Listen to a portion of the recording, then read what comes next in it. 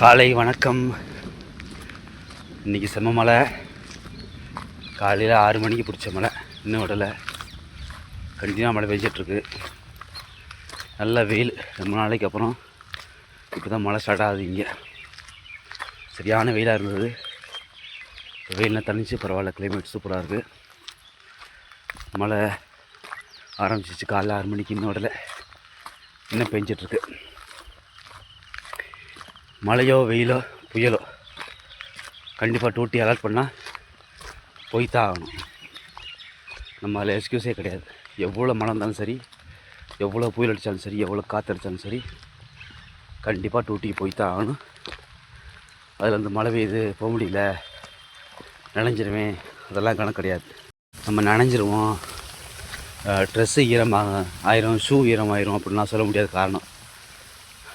Duty இருக்குன்னா நம்ம கொடையை பிடிச்சிட்டு போவோமோ, இல்லைன்னா என்ன சொல்கிறது, அந்த ரெயின் கோட்டு யூஸ் பண்ணிட்டு போகிறீங்களோ அதெல்லாம் கணக்கு இல்லை. டூட்டி லிஸ்ட் வந்தால் போய் தான் ஆகணும்.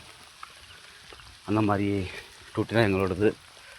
அதாவது ஒவ்வொரு மாநிலத்துலேயுமே கொஞ்சம் வித்தியாசங்கள் இருக்கும். இப்போ தமிழ்நாடு எடுத்துக்கோங்க. தமிழ்நாடு பக்கம் அதிகம் வெயில் இருக்கும், குளிரில். இங்கே எப்படி தெரியுமா, இந்த பக்கம் நார்த்து வட மாநிலங்கள் பக்கம்லாம் குளிரும் அதிகமாக இருக்கும், மழையும் அதிகமாக இருக்கும். ரெண்டாவது, உங்களுக்கு சாயந்தரம் ஒரு 8 மணி வரைக்கும் உங்களுக்கு பகலாகவே இருக்கும், இருட்டாது.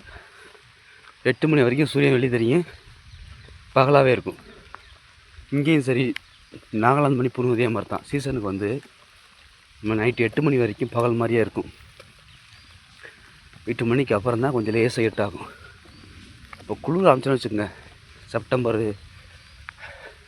அந்த மாதிரி டைமில் உங்களுக்கு கரெக்டாக 5:30 மணி, 4:45, 5 இல்லை 5:30க்குள்ளே 8 மணி மாதிரி இருக்கும். ஏன்னா அந்த மாதிரி ஒரு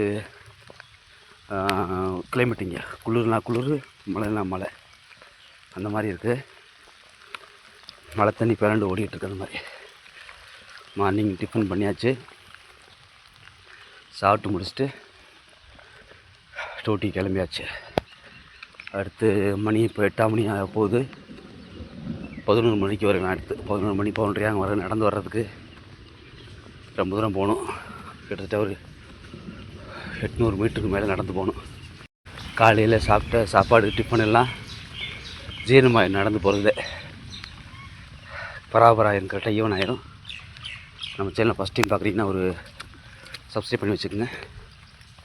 அடுத்த வீடியோ சந்திப்போம். நன்றி, வணக்கம்.